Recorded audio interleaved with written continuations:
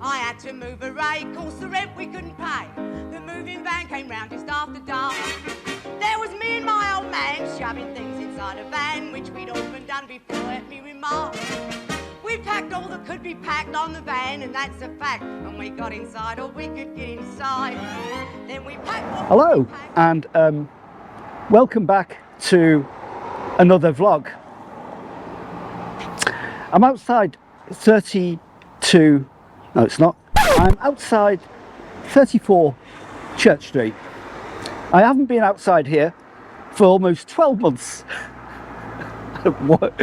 Well, it was almost 12 months ago that I did my first town walk around Prescot, and I did it from this book, Prescot, A Town Trail.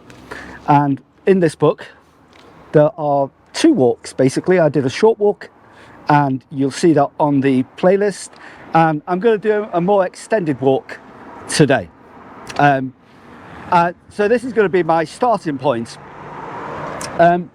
This building, 34 Church Street, today it's known as the Cockpit, but for many years it was a bank.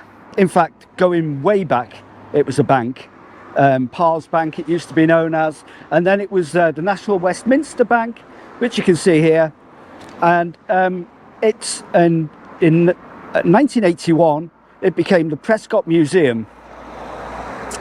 Now, you know, the thing is, recently the Shakespeare North opened to develop the town, I suppose it is, to make the town into a kind of a tourist attraction and a place for visitors to want to come. And you'd be forgiven to think that that was the first time that this has ever happened. The first time that anybody has thought of developing Prescot in any way, shape or form into some kind of tourist attraction. But it wasn't. I'm going to tell you a story now about what I believe to be the first time it's happened. The first time I've known it to happen is in 1978. Knowsley Council, I was working for Knowsley Council, by the way. I was an assistant promotions officer, which is basically a glorified T-boy. But I was working there in 1978, and they underwent a radical scheme to develop Prescot, and they developed they turned the town centre into a conservation area, and it was all in an effort to halt the decline of Prescot and to pump money into it. And they had grand plans, really ambitious plans, for first of all to open a museum, which they did. This opened in 1981, and also a new shopping centre that was opened as well, and also the preservation of old buildings in the town, which they did. And a lot of buildings that, if it hadn't have been for that conservation zone area development, that we would have lost in the mix of town. They also they did the town trails to encourage people to walk around and find out a bit of history about Prescot.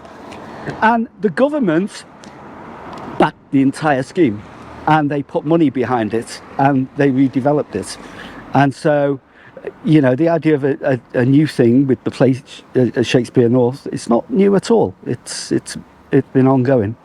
Yeah, for once, Knowsley Council really did come up with the goods.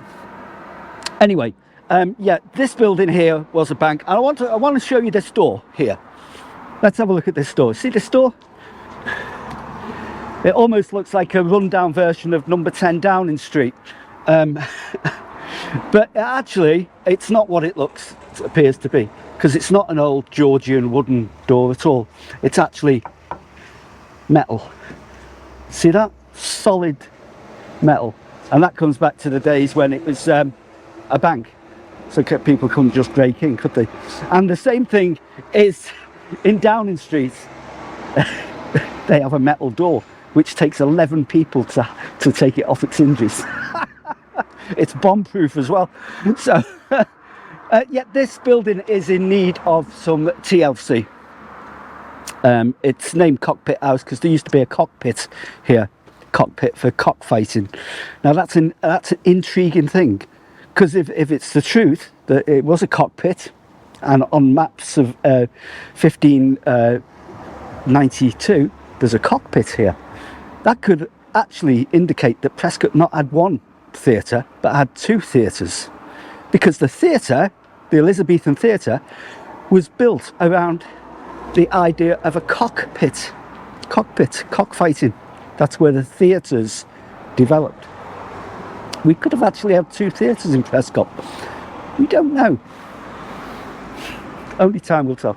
Anyway, so we're going to go on the walk now, and let's see where we end up. First of all, we're going to go down West Street. So we're going to see where we go. Come on.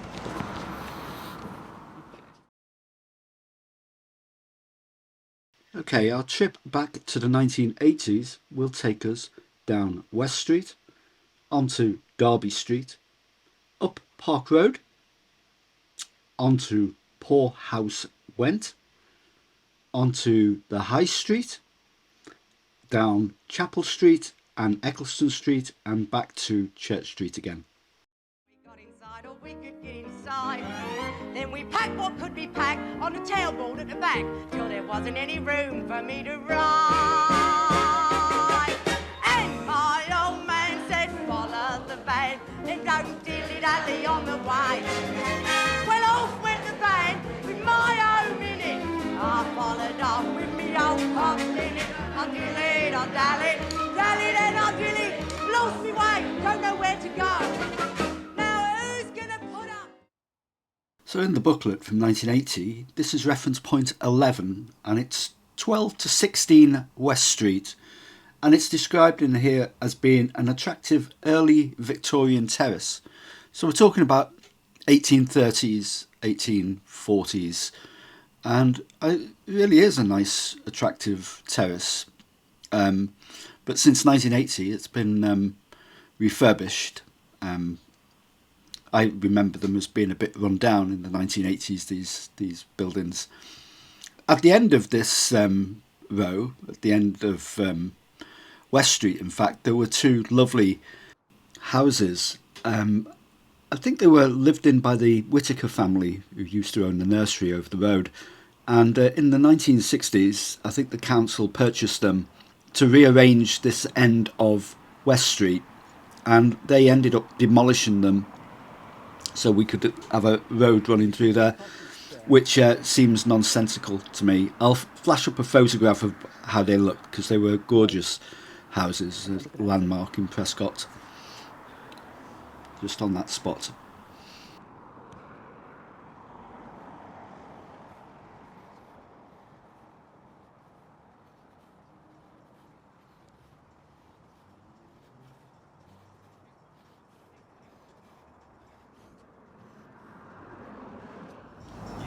I'm outside the clock face. Rather grand building for a pub, don't you think? This is known as West End House. It was a dowager house that was built by the Earl of Darby for the dowager, or the widow, Earl of Darby's widow. So it was the little house when all this was connected to the Lord Darby estate. That's why it's called kind of like a little palace almost, a little mansion. So yeah, it's a beautiful sandstone building. It's great that it's still preserved here, and it still has that Georgian elegance of a manor house. So yeah, it's lovely feature for Prescot. Often overlooked, I think, out of the way down here, but still a part of the beautiful architecture of Prescot. Anyway, we're going to take a diversion now. We're going to go down Knowsley Park Lane, and we're going to go to the entrance of the Lord Darby's estate. So, come and join me.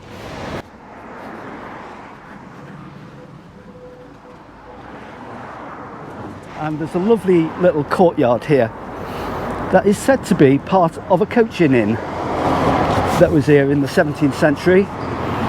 So this would have been a coaching inn.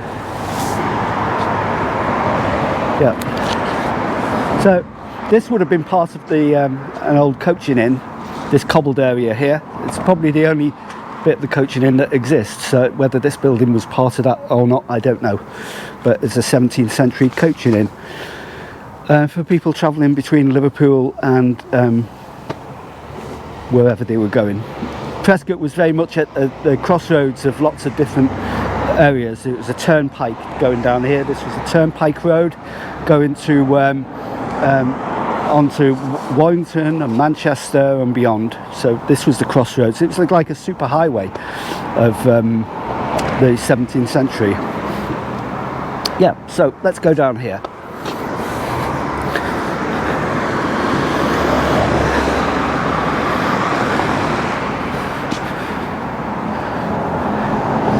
That's a beautiful house.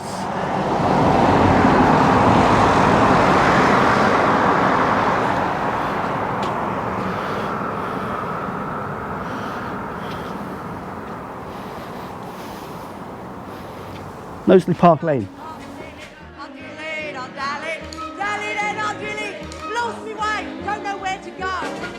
Now who's gonna put up the old iron bedstead if I can't find my way home? Yeah, the story gets sad, and I've lost my breath, and I've got to sit down. Oh, it's my back, you see. Oh, it gives me something terrible. Now, I thought I'd give an hand with the marble washing stand. And straight. Okay, it's a lovely day for a walk around Prescot today, don't you think? I'm at the end of Knowsley Park Lane, and it's Knowsley Park Lodge. That's what we wanted to see. When I was a kid, in the 1960s, we were with the Boy Scouts. We used to come down this lane here in a gang of us.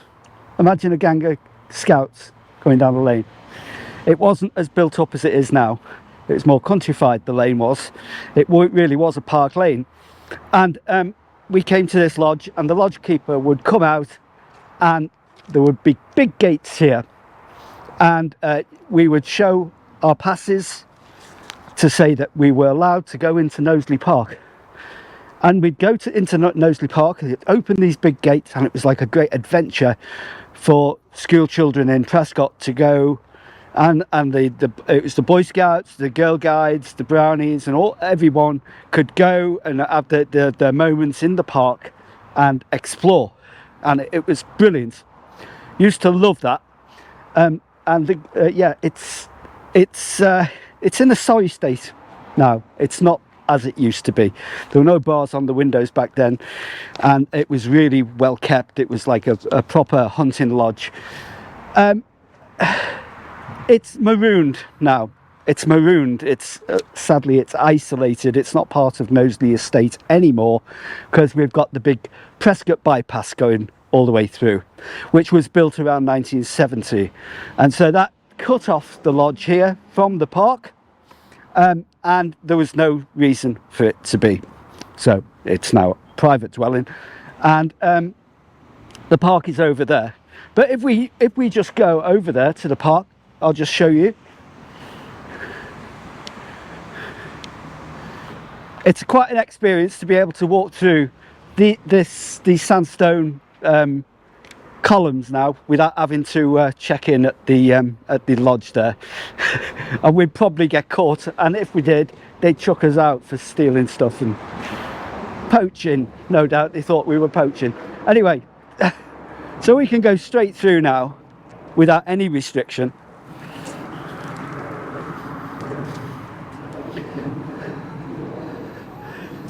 This is a diversion, by the way. It's actually, it is mentioned in the booklet here, but it says you can do a diversion, but it just doesn't tell you how to get here. So we're going to walk over to the park, and I'm going to tell you a bit about this little area here.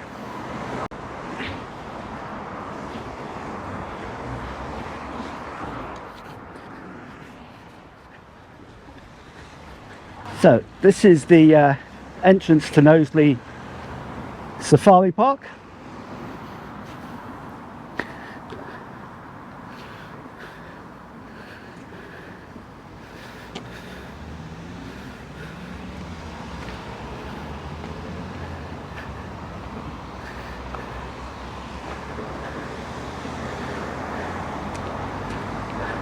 And I'm not going to take you too much into the park. I just want to give you a feel for the parkland area here. As it says on that sign, the adventure starts here. So we're not going to go any further than that sign. This is quite unique, right? Knowsley Park and in Prescot and the Earls of Darby have had a long connection to Prescot. You can see how easy it is to walk from Prescot to Knowsley Park. It was the main connection to the Darbys, and it's not a separate thing. People think of the Knowsley estate as being separate from Prescot. It's not at all. This was unique. This landscape, this entire landscape was unique because it was actually designed by Capability Brown, and it's one of the very few examples in the northwest of England of Capability Brown's designs. And even today, even though it's been turned into a safari park and it's been turned into really it's a touristy type of place, you'd think that they would re-landscape it or change the scenery and stuff like that. Well, no, actually a lot of it is as Capability Brown would have perceived it to be. He had a way of designing trees that look natural, and many of the trees and the clumps of trees and the way they're situated look naturalistic, and he had this naturalistic way of creating landscape. So this is a living, breathing work of art by the renowned, well, world-renowned landscape artist Capability Brown, and it's right on our doorstep in Prescot, and a lot of people don't realise it, but it's a beautiful park. It's a beautiful, if you've ever done a safari around the thing, you can get a full experience of what Capability Brown was trying to do. So yeah, I thought I'll bring you here just to make that point.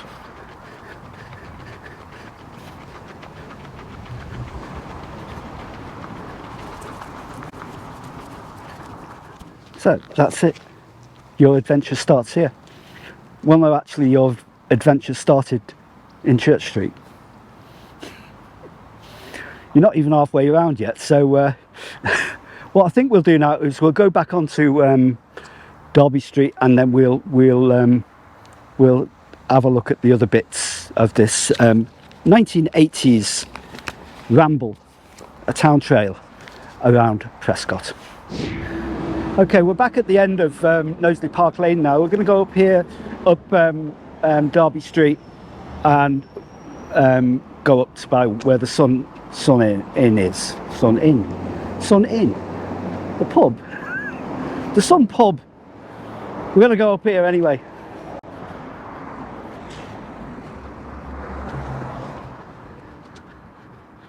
Okay, I want to tell you about these. Keep walking and I'll tell you about these houses here on the other side of the road. It's quite a new block of houses, and you can see that they finish here at this nice sort of row of houses here. In the 1960s, there was the council underwent a bit of a aberration of mind and decided they wanted to demolish this entire row of buildings here for road improvements, right? The only ones that survived were these here, this little row, and look how beautiful they are, beautiful Georgian buildings. Well, they went right the way up the street here. So the council, in their wisdom, in their infinite wisdom, in the late 60s, decided to demolish all these beautiful buildings. And what happened was that this road improvement, those so-called road improvements, failed to materialise. It didn't happen. These beautiful buildings were demolished for no reason at all. And in fact, the entire idea of improving Darby Street for traffic was abolished in 1973 with the oil crisis of that year. So it was all for nothing. All these buildings had been demolished, and so once you can't turn the clock back. When you've demolished these buildings, there's nowhere to go. They're gone. they're gone. But they were beautiful buildings, and I do have some photos. I'll try and put a little flash up of how these how these buildings looked on this side. There was nothing wrong with them. And so what have they built? Well, they've built these like really cheap new builds here now that are supposed to simulate how it looked. But, well, you tell me what you think, because I think it's that is actual corporate vandalism. Yeah. Anyway, onwards and upwards, and we'll carry on.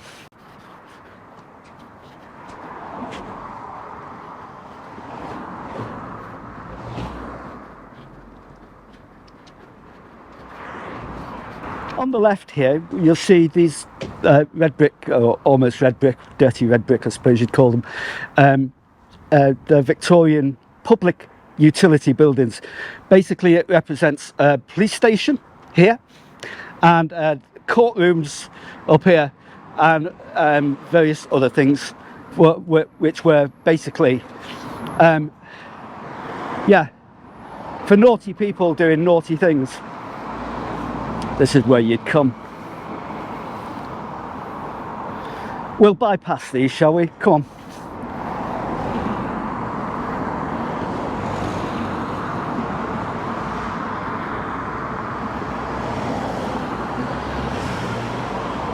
That police station has seen better days, hasn't it? They must have been quite naughty, them police.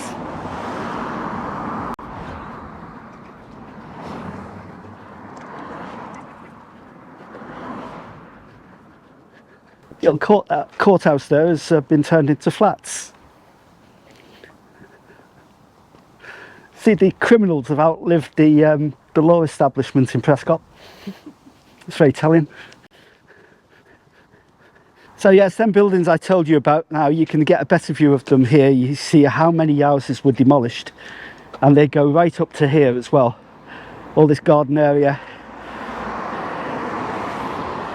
It's quite a swathe of Prescot architecture gone. It's often forgotten about when you think about Prescot and the demolition that did take place in the 1960s and 70s. But this is almost a forgotten part of that history. So it's nice to have rediscovered it and paid homage to it. There were lots of courts off here as well. They were kind of like places called Golden Hand Court, and various places which in the 17th and 18th century were great artisan watchmakers would work from these courts that were behind these buildings here. So it's a very historic part of Prescot as well that's gone. So yes.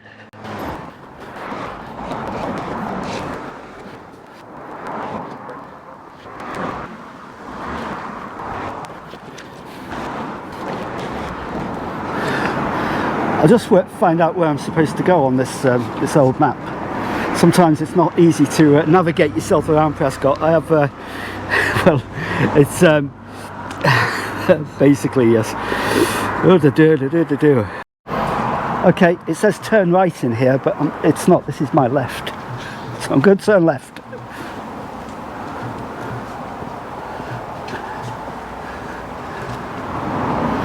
This is Park Road.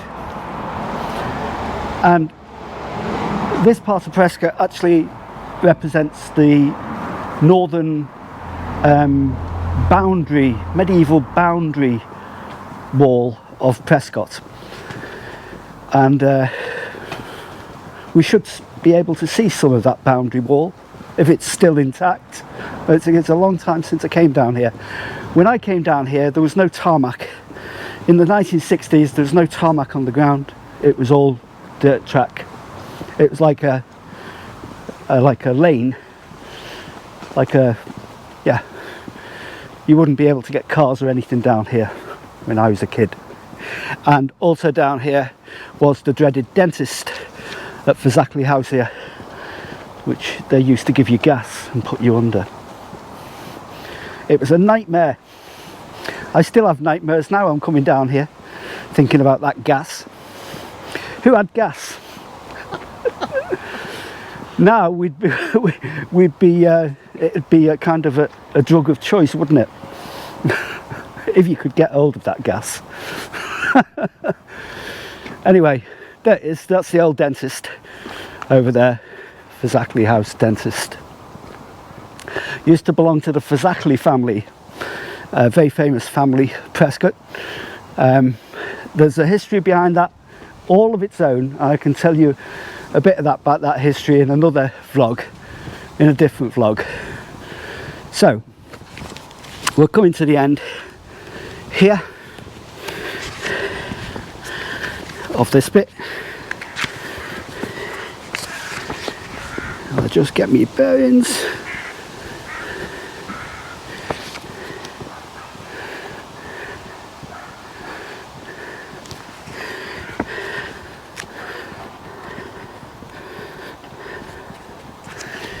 And we're going to go down here to the right. This is the right now. We go down here. And this was known, it says in here, this was known as Poor House Went. This alley that went down here. Poor House Went. Actually, it comes from the Poor Laws.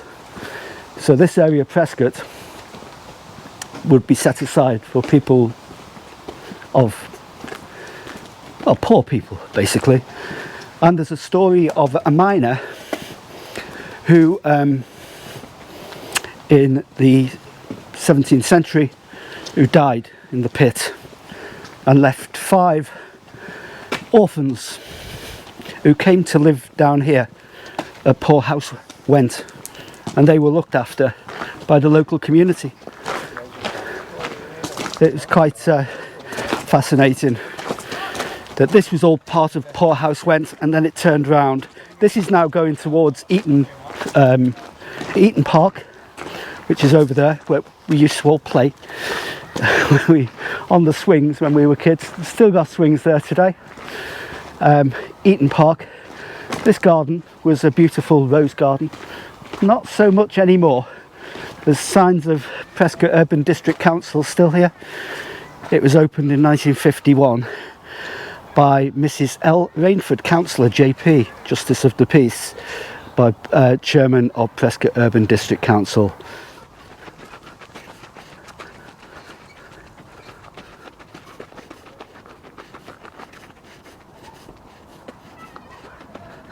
So this is the main bit of Poor House Went. It basically follows the line of a medieval passageway, and on the right here you see it's still retained that almost countrified country lane. To the right here you'll see the old boundary road wall, the old boundary wall of the north end of Prescot. So this boundary wall probably dates from at least the 1200s, earlier than that perhaps.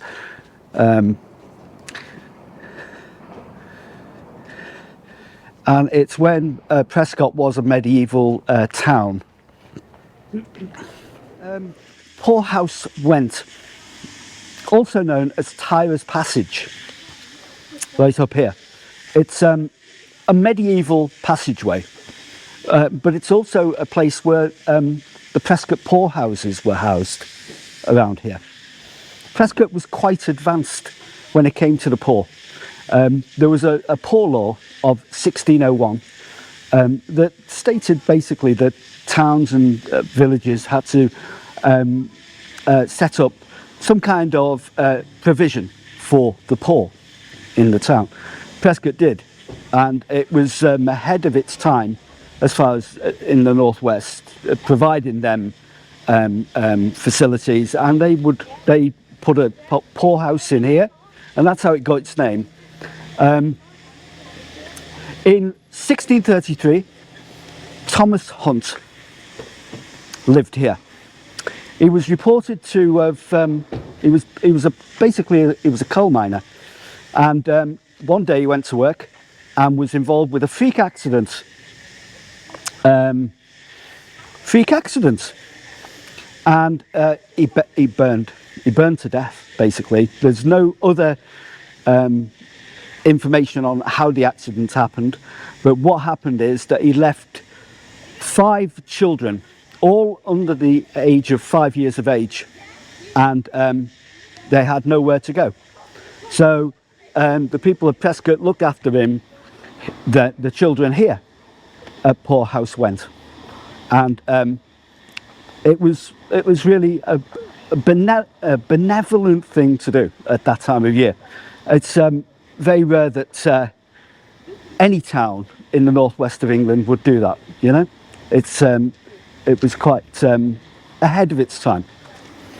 So we're going to go up Poor House went. The original cobbles are here, and it's got very much the feel of it as it was in medieval times. Although there's no rats, because this was a rat-infested environment. It was very poor people lived here, very rat-infested, very poor conditions that they lived in. So let's go up here to the High Street. The High Street, by the way, in Tudor times was known as Fall Lane. I don't know why. Maybe somebody fell on Fall Lane. So Tyler Passage, Poor House went.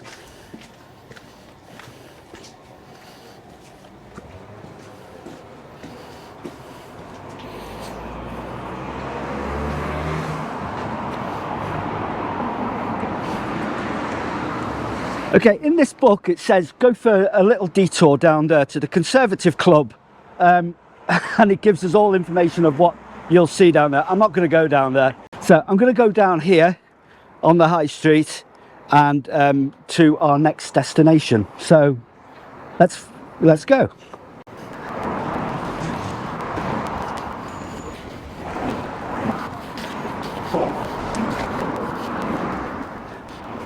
Okay, the next point in our destination is Atherton Street, down here. Looking down here, Atherton Street is named after old Prescot family, the Athertons, and these buildings here are old Georgian buildings built around 1796. They've recently been done up. They were in a sorry state of repair. Certainly in 1980, when this book was written, they weren't looking their best. But they've been done up now, and they're looking quite elegant and very Georgian, don't you think? So it also, Atherton Street is the Methodist Chapel there, built in 1909.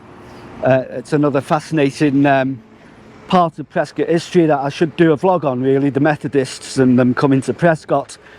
And did you know that the Methodist preaching actually started in Bond Street? Yeah, round the corner from my old house on Kemble Street. So yeah, there you go. But that's another story, so let's go on.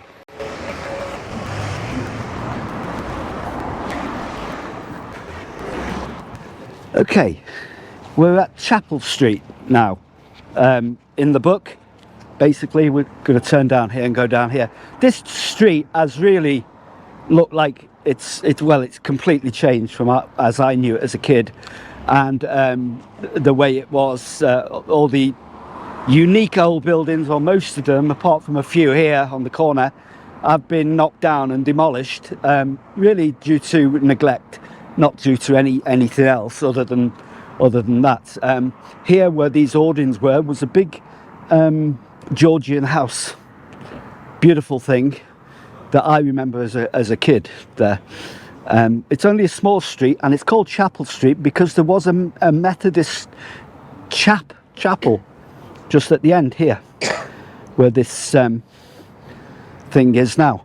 So yeah, there's a chapel there. There was a chapel there, and I've got a picture of it somewhere, so I'll put that up as well. So we'll go down here now.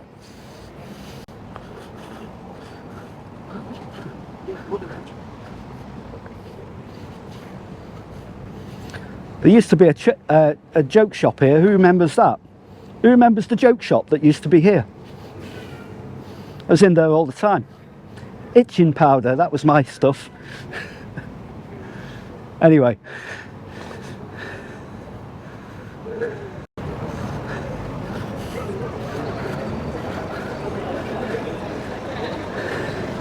And this brings us on to Eccleston Street. And the Flatiron building, known, well, it's the actual title is Flatiron House. It was built in 1894, I think it was, or the 1890s anyway. It was built in the 1890s, and it was the last, I suppose, the last hurrah for Prescot watchmaking. It was owned by the Huckle family, and it was actually the last watch and clockmaking factory in Prescot, the Flatiron building, so called because of the shape of it. It's like a flat iron. Now in this book, it does mention it, 74 Eccleston Street. It does mention this building, and apparently Knowsley Council claims that it was the place where the Elizabethan theatre was built, and they said that they have information here that I don't have, because Knowsley Council in 1980 claimed that the 6th Earl of Darby commissioned the building of the Shakespeare Elizabethan theatre. Researchers told us that it didn't stand here at all, but it stood more over to this side of the road, somewhere that on a kind of a parcel of land that was put aside for this theatre, possibly about 1598. That's when it was originally built. So either they got it wrong or they made it up. We don't know, do we? Come down here.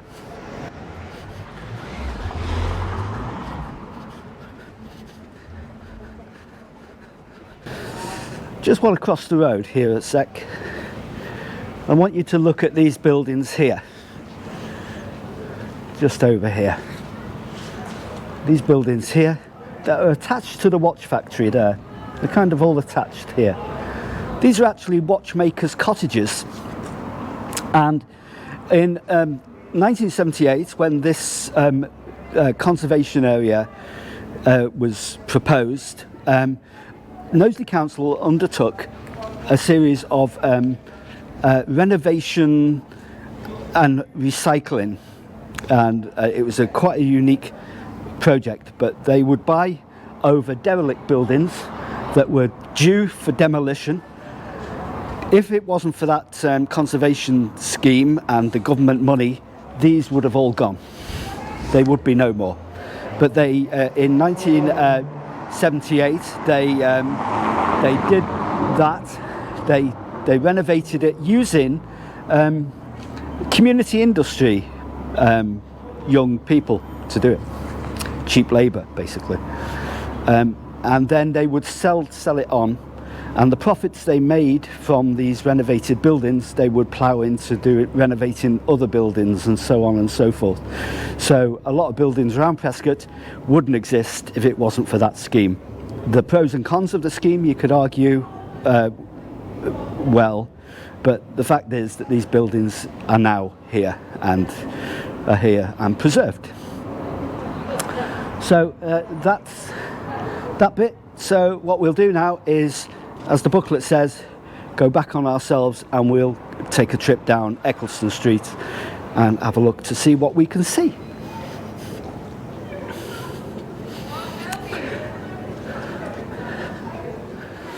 So we're on Eccleston Street now, and right up until 1871 it was known as Newgate Street. All the name changes of a lot of streets around Prescot were changed around 1871. So this has been totally renovated and fully pedestrianised since 1980. In 1980 the pedestrianisation process of this street had only just started taking place.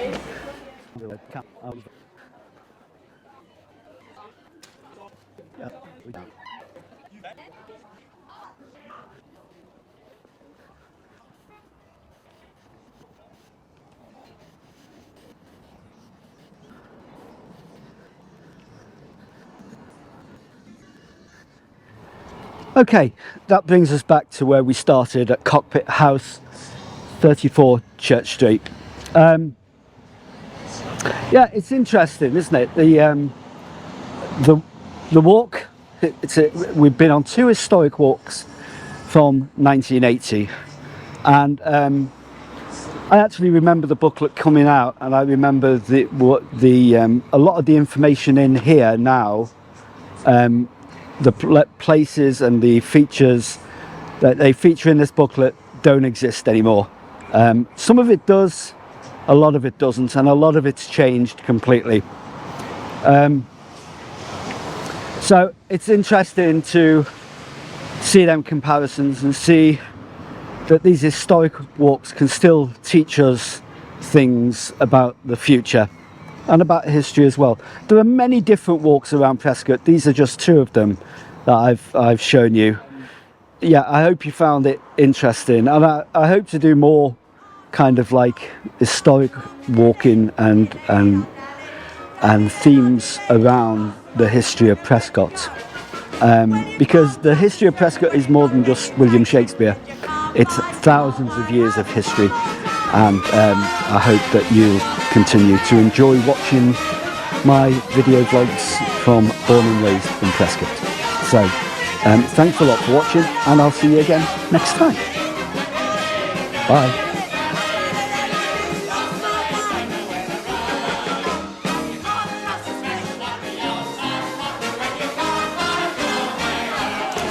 No, you can't trust a special when you got a reputation and you can't